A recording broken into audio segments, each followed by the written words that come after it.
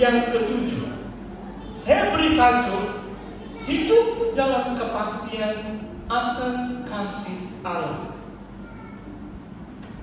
Secara rohani, janji Tuhan itu pasti.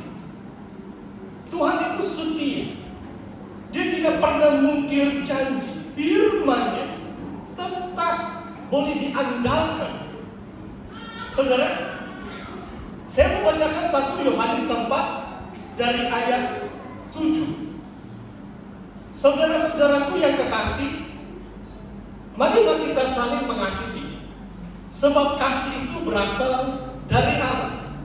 Dan setiap orang yang mengasihi lahir dari Allah dan mengenal Allah. Barang siapa tidak mengasihi, ia tidak mengenal Allah, sebab Allah adalah kasih. God is love. Allah adalah kasih. Dalam hal inilah kasih Allah dinyatakan di tengah-tengah kita, yaitu bahwa Allah telah mengutus anaknya yang tunggal ke dalam dunia supaya kita hidup olehnya. Saudara, perkara yang pertama tentang hidup dalam kepastian yang pasti dalam iman percaya kita adalah kasih Tuhan telah dinyatakan di tengah-tengah kita. Kenapa?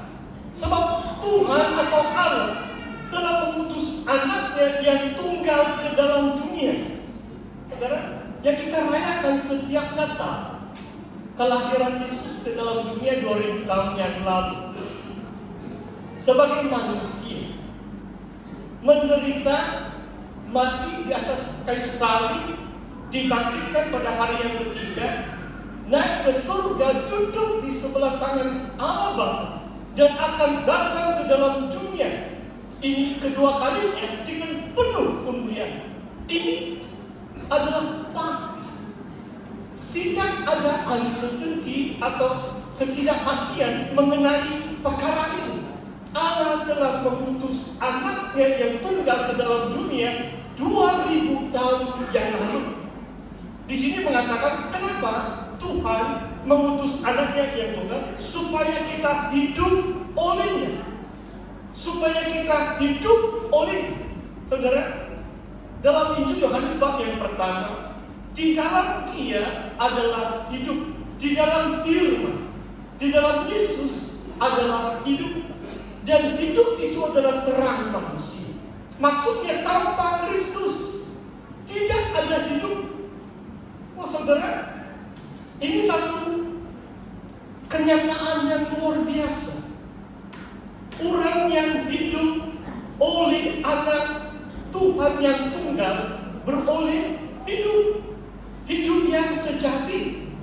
Hanya orang yang percaya kepada Yesus, hanya orang yang percaya bahwa Allah Bapa telah mengutus anaknya yang tunggal ke dalam dunia ini, maka dia akan hidup olehnya. Kita akan hidup bersekutu dengan Yesus. Kita tetap percaya kepada-Nya. Ini perkara yang pertama tentang hidup dalam kepastian iman kita. Allah telah berkarya dengan mengutus anaknya yang tunggal ke dalam dunia ini. Saudara, ayat yang 10. Inilah kasih itu. Bukan kita telah mengasihi Allah, tetapi Allah telah mengasihi kita dan telah mengutus anaknya sebagai pendamaian bagi dosa-dosa kita. Perkara yang kedua yang kita katakan secara pasti adalah kedatangan Yesus adalah untuk memperdamaikan kita dengan Allah melalui pengampunan dosa, pendamaian bagi dosa-dosa kita. Itu adalah sesuatu kepastian. Tidak ada keraguan atau ketidaktentuan dalam perkara ini. Saudara, coba kita pikirkan.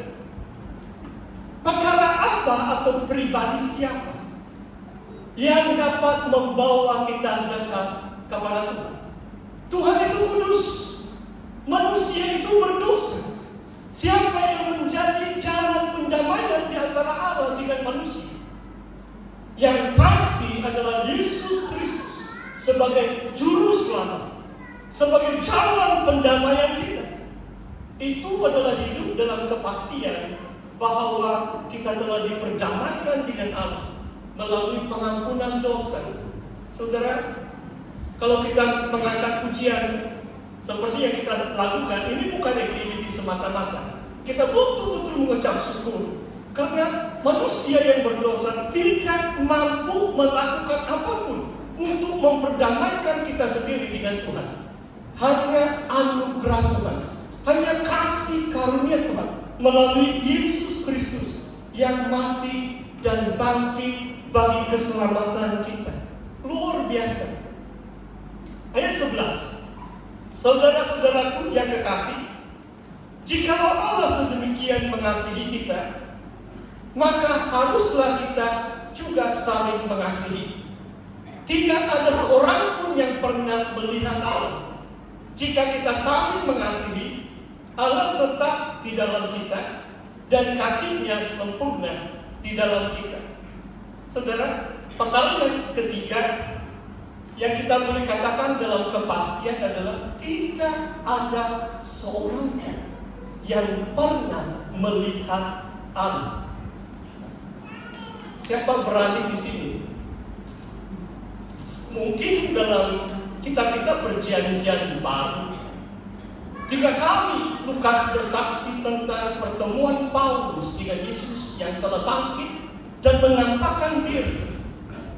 Bagi saya itu pun bukan mungkin secara bersemuka atau dalam kemuliaannya yang penuh, walaupun cukup jelas Yesus betul-betul menampakkan diri kepada Paulus. Tetapi dalam sejarah dunia ini tidak ada seorang pun pernah melihat Allah. Betul atau tidak? Itu satu kepastian. Janji Tuhan adalah kalau kita saling mengasihi, Allah tetap ada di dalam kita. Kenapa saudara? Sebab Allah itu kasih. Saudara tidak mungkin jadi seorang Kristen kalau tidak mengasihi. Saya tidak tahu apa ajaran-ajaran di mana-mana kalau sudah habis sembahyang pergi buang batu atau mengutuk orang atau membenci orang. Itu bukan Kristen, saudara. Sebab Allah yang kita percayai, Allah yang kita sembah adalah Allah yang adalah kasih. God is love. Orang yang sudah lahir dari Allah, dia mengasihi. Dia mengambil sifatnya dari Tuhan. Sifat kodrat ilahi, kita ada bahagian dengan Tuhan, di dalam Tuhan. Benih ilahi itu ada di dalam kita. Tidak mungkin kita membenci orang lain. Kalau kita saling mengasihi, Allah tetap ada di dalam kita. Itu satu kepastian sebenarnya. Itulah cara kita mengalami seolah-olah secara imani kita melihat Tuhan. Kalau kita saling mengasihi, persekutuan orang percaya itu sangat indah sebenarnya. Dalam bahasa Inggris itu sweet fellowship, sangat manis, sangat indah. Kita harus rindu bukan hanya aktiviti gereja atau umum seperti ini. Persekutuan doa yang kecil, persekutuan kelompok sel, persekutuan setiap unit pelayanan kita harus hargai, di mana kita dapat mengamalkan saling mengasihi supaya Allah tetap ada di dalam kita. Bahkan dalam kita saling mengasihi, kasih itu disempurnakan di dalam kita.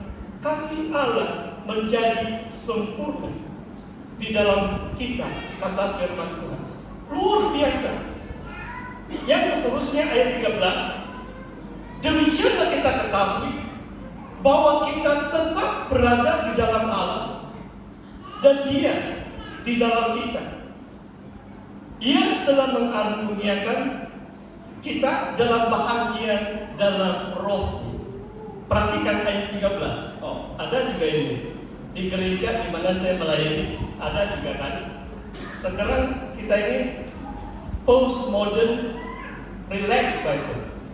Selalu saya mendorong anggota jemaat di mana saya melayani, kamu bawa Alkitab. Pastor bawa tablet sebab mata tidak terang. Saya mau kasih pesan ke ini tablet kan. Tapi kadang-kadang kalau kita hilang itu kita malas pula membaca. Handphone ini banyak gangguan juga, tapi sekarang zaman modern senang. Kita tekan saja touch screen, Alkitab itu firman Tuhan sudah keluar. Ditambahi lagi dengan kecanggihan LCD, memancarkan firman Tuhan. Saudara, saya coba jelaskan ayat ini. Kita tetap berada dalam Allah dan Dia di dalam kita. Sebab Tuhan telah memberikan kepada kita bahagian dalam roh. Hanya kita, bila kita mengalami Roh Kudus, kita yakin, kita pasti Allah ada dalam kita dan kita ada di dalam Allah. Saya ulangi saudara. Hanya apabila kita mendapat bahagian dalam Roh Kudus, maksudnya kita rasa kepenuhan roh itu, kita menerima kepastian bahwa Allah sungguh-sungguh berdiam dalam kita. Kadang-kadang kita macam tidak merasakan Tuhan itu dekat kan, dalam hati kita. Saudara, itulah begitu penting pujian penyembahan. Di antara satu kaidah di mana Tuhan menyatakan hadirannya adalah melalui pujian dan penyembahan. Kata firman Tuhan, Allah itu bersemayam atas pujian umatnya. God manifest Himself in our midst, di tengah-tengah kita. Bila kita memuji, mengucap syukur, memuliakan nama-Nya, tapi kita perlu alami roh. Wah saudara, dengar ini baik-baik saudara. Pada akhir zaman, tidak semua orang dapat mengalami roh. So roh itu kudus. Yesus mengatakan kepada bangsa zaman abad yang pertama, you are sinful and adulterous generation. Ini generasi yang berdosa dan berzina, generasi yang tidak kudus. Apalagi pada abad yang ke-21, saudara. Begitu pentingnya kita memelihara kekudusan, kesucian diri.